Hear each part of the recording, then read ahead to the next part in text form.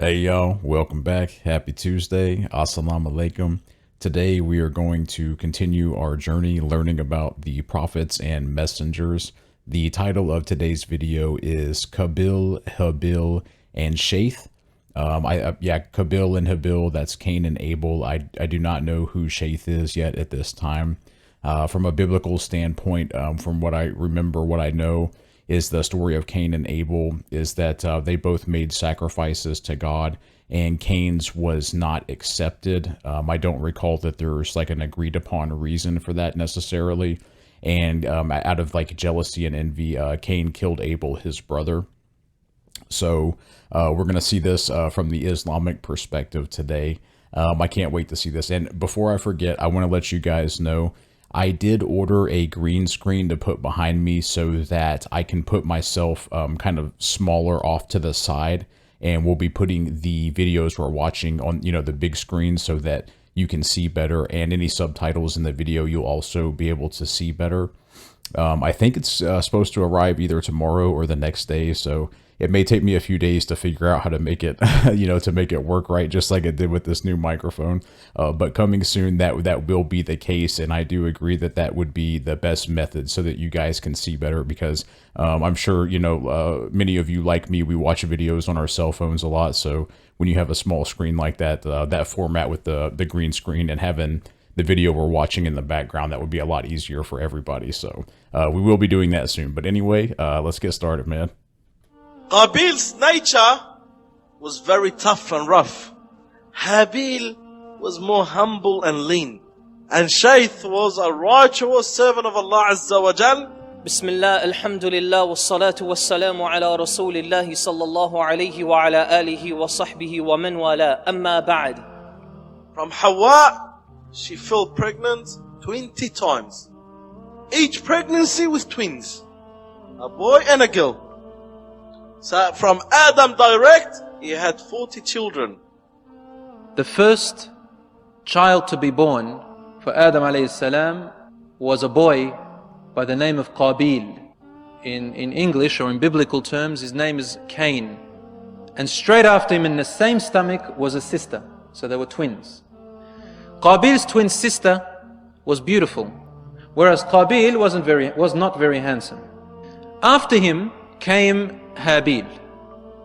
In biblical terms, his name is Abel. And he also had a twin sister, but Habil was a little bit more handsome, and his twin sister wasn't as attractive.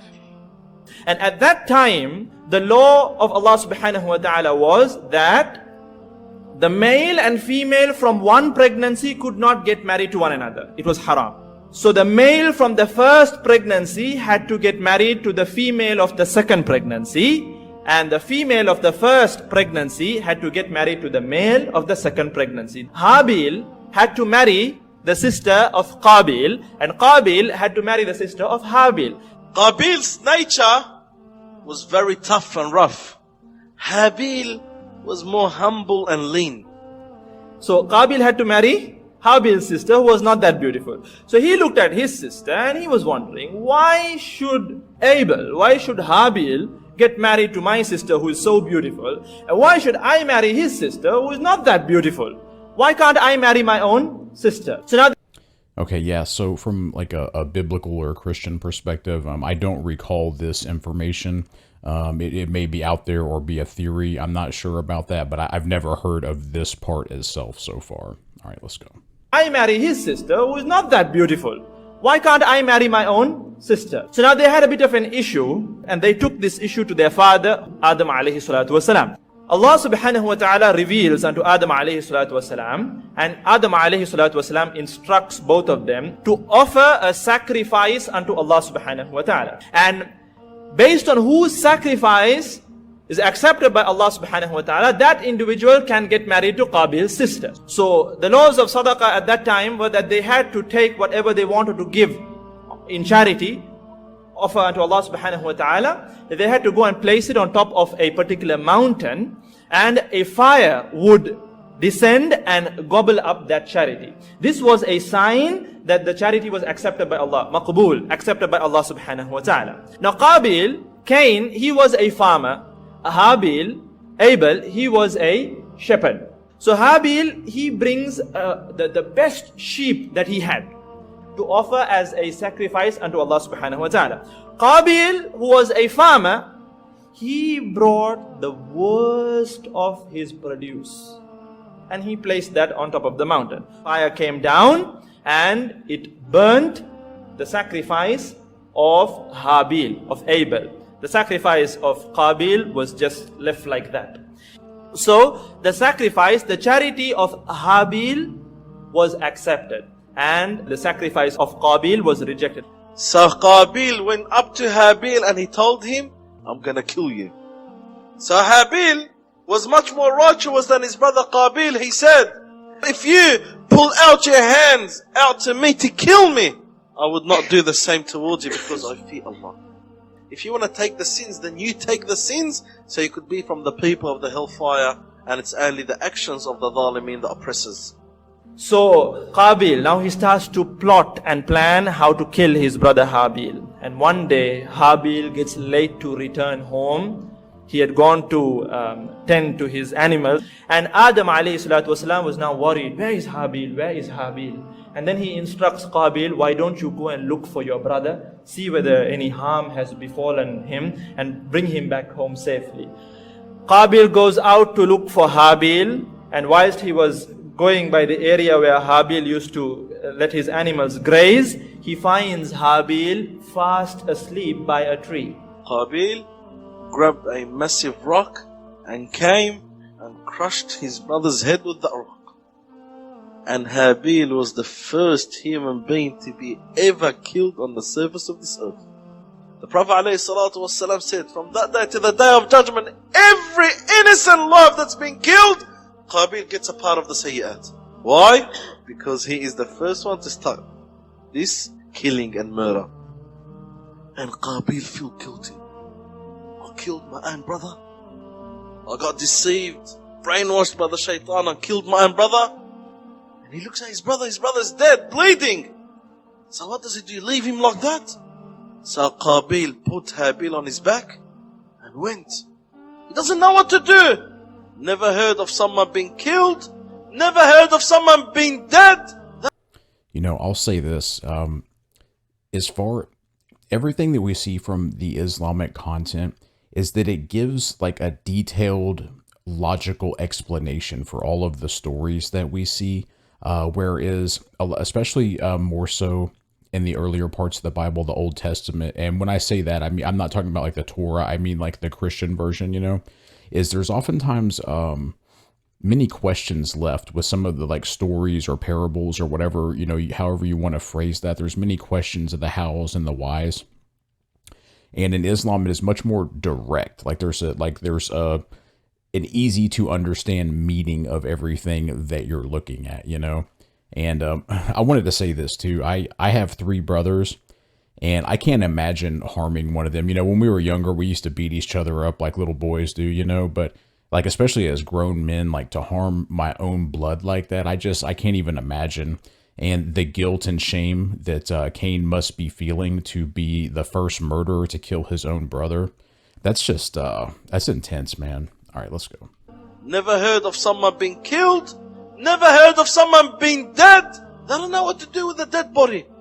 Confused what to do with his brother. At that moment, Allah subhanahu wa ta'ala, in front of Qabil, 2 crows will come. One crow will kill the other one. And then after that crow will kill the other one, will dig up a hole and bury that crow and cover him with the dust. So Qabil saw that. He knew that's the way to do with his brother. So he dug up a hole and he buried his brother Habil in that hole. And then he became from the guilty ones, but did not repent. And what did Qabil do after that? Qabil, he grabbed his sister and he ran away from Adam. He's too shy to face his father. And lived on the flat surface of the land. Qabil was the first human being to live on the flat surface of the land. Qabil did not go back to his father. Information was known by his other brothers and sisters, and the news came to Hawa first. to their mother. Some narrations say that Iblis himself came to Hawa and he said to Hawa, Qabil killed Habil. And she said, killed? What does kill mean? And Hawa didn't know what death was. She said, what do you mean? What's killing? What's death? Iblis told her, it means that he can no longer eat or talk or walk or drink. Then she started to cry. Adam alayhi salam approached Hawa and he asked her what's wrong. And she wouldn't answer. She kept on crying. He asked her a second time. She wouldn't answer. She kept on crying. And he asked her a third time. She kept on crying and she wouldn't answer. Finally, Adam alayhi salam, he said, this is what the women among our children, they are more emotional at time of death and they will cry more. So Adam alayhi salam kept silent in relation to the news, but he said to Hawa, this will be the inherited attribute of our daughters. And then Qabil with his sister start to produce kids. Can you imagine that? Like literally not even knowing what death is and trying to process that in your mind for the first time, like the finality of that as far as it is, in the dunya, and trying to just figure out and then letting that settle in as well as I'm as far as Eve goes, I'm never going to see my son again, at least here, in the dunya. So that's, I love the way that they tell these stories. You can really, that movie plays in your head, and you can feel, just let yourself go and feel that emotion, be present in the moment, take that lesson, All right, let's go. With his sister start to produce kids, and then the descendants of Qabil started on one side and Adam alayhi salam on the other side. And the corruption started to spread from Qabil and his descendants. And then after the death of Adam, it was his son Sheth. Sheath is one of the Anbiya who is not mentioned in the Quran. He is a Nabi that we know from Sunnah. Rasulullah sallallahu alaihi wasallam says Allah subhanahu wa ta'ala had revealed 104 scrolls, 50 of them on Sheath. Sayyidina Sheath received revelation from Allah. He is the son of Adam. Adam gave wasiyah to Sheath to take care of the affairs of mankind. Sheth means the gift of Allah. When Adam alayhi salam lost Habil, and Adam loved Habil because of his righteousness, Allah subhanahu wa ta'ala replaced Habil with Sheth. And Sheth was a righteous servant of Allah Azza wa Jal. This son of Adam was very close to him. He obeyed his instructions. He learned from his father. He actually used to remind his brethren, his brothers and the nephews and so on, and the grandnephews. Whilst Adam alayhi salatu wasalam was alive as well, he continued to remind people of the beginning, because there was nothing else to remind them about at that particular time, besides to worship Allah alone, and how shaitan had made a promise and so on. And from his progeny, from his children came most of the prophets. And some say all of the prophets ended up in his lineage. And Sheth started to order with justice and fairness in the mountains, and spreading the good and the righteousness among the people that are living around the mountain. On the other hand, Qabil and his descendants were just spreading corruption and evilness, and they even were killing one another, and even the habits of their father was even increasing among them, killing each other, and the haram spreading among each other. So you had the people living in the mountain, the people of the good, and the people of evilness living on the flat surface of the land.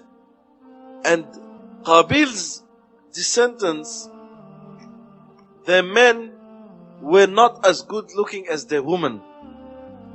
And Sheth and his people, their women were not as good looking as their men.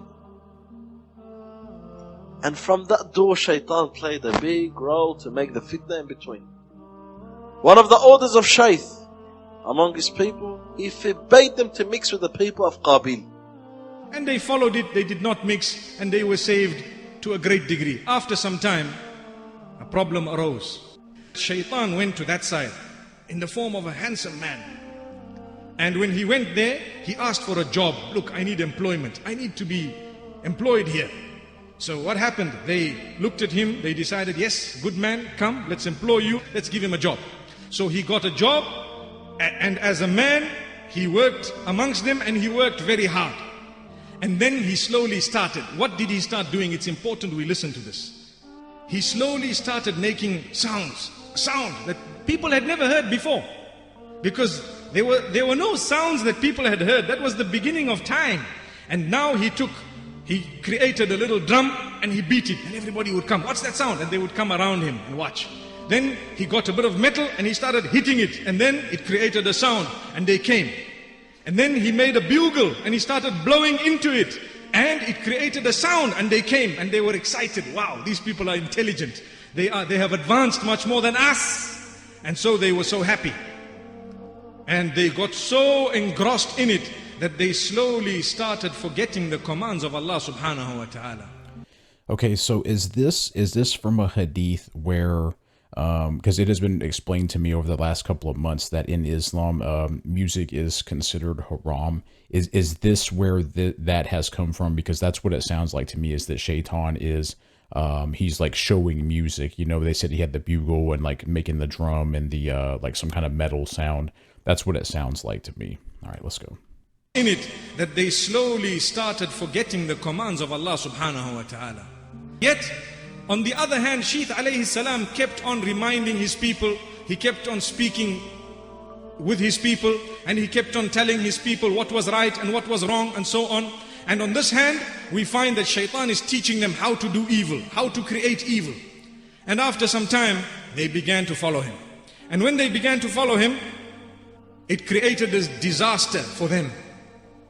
This is how they introduced the musical instruments into existence. And through that, he would control them. They literally set aside a day, an evening, a Saturday evening, and amazingly, to this day, it lasts.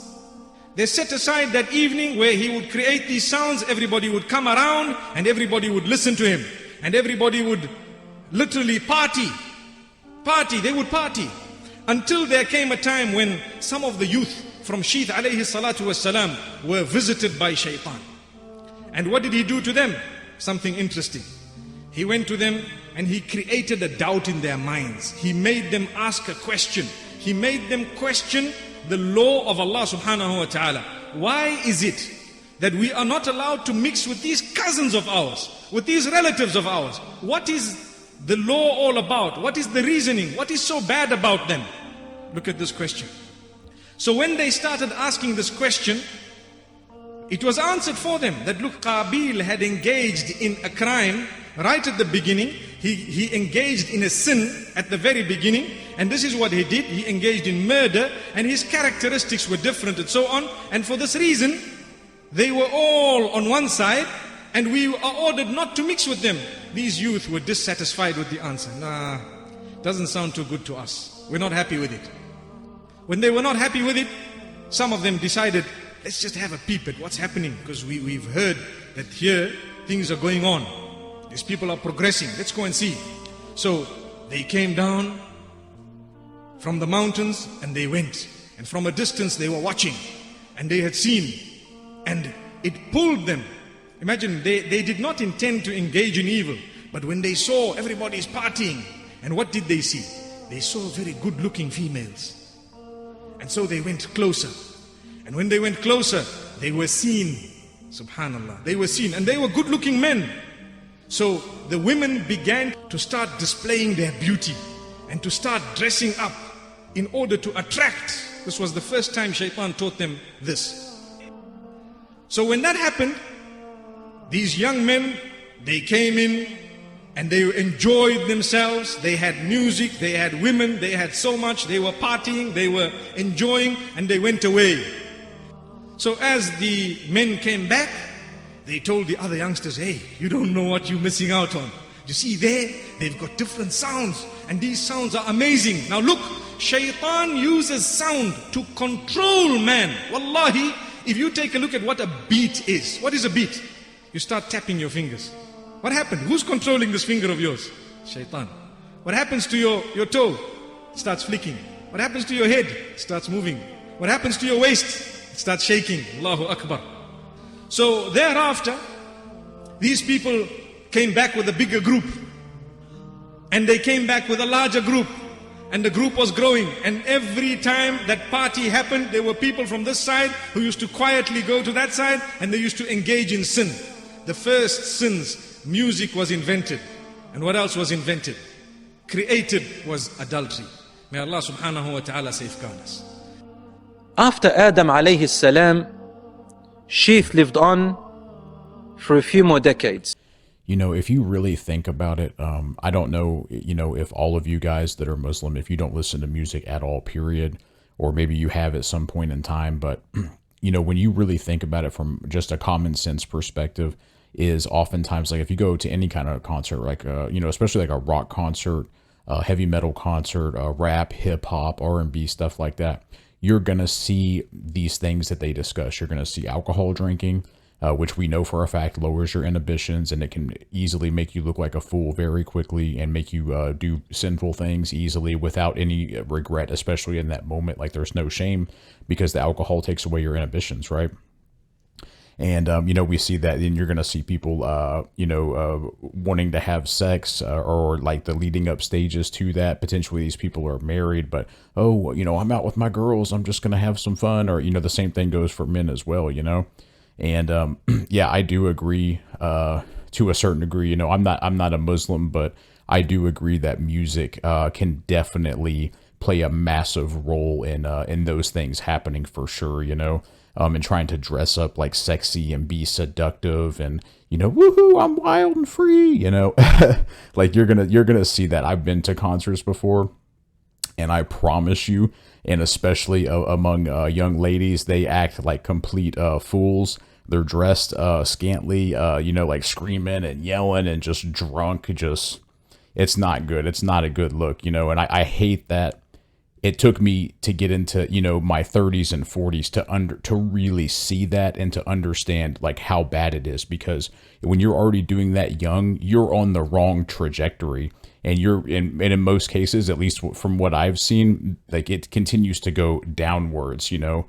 Some people, as they get older, they get it together, they become a bit more conservative, they restore their relationship with God, but oftentimes they don't. And it just keeps going down, down, down. And sometimes it even ends up in death, you know. So I can definitely see the, excuse me, the Muslim perspective on why it's haram and why it encourages sin. I can absolutely see why that is the case. All right, let's go. Alayhi salam, Sheath lived on for a few more decades. Sheath alayhi salam, at his deathbed, after him, he entrusted it to his most noble son. His name was Enos, who carried out his mission after him. Then after him, his son Cain, and then his son Muhallalal took the charge of the mission.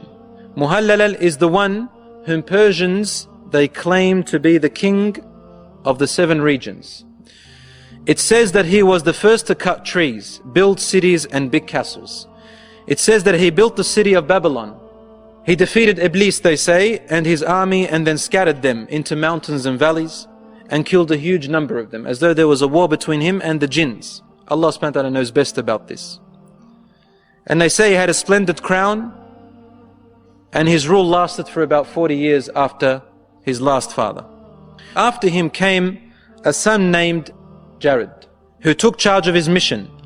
And here the Quran, the next man or the son that came after him, the Quran mentions him. His name is Idris alayhi salam. وصلى الله وسلم وبارك على نبينا محمد سبحان الله بحمده سبحانك اللهم وبحمدك نشهد أن لا إله إلا أنت نستغفرك ونتوب إليك. Okay, I just thought that just in time, I think. Okay, I agree with you guys. I'm very easily picking up these stories and understanding the meaning. So I'm definitely gaining from this, and I hope you guys are too. And again, the production value of these videos is it's just really beautiful. You know, they have the picture stills and all that stuff. But yeah, I just really like it. So up next is gonna be Idris. I believe that is how you pronounce it. So we will be seeing that soon. Thanks for watching, and I'll see you guys in a little bit.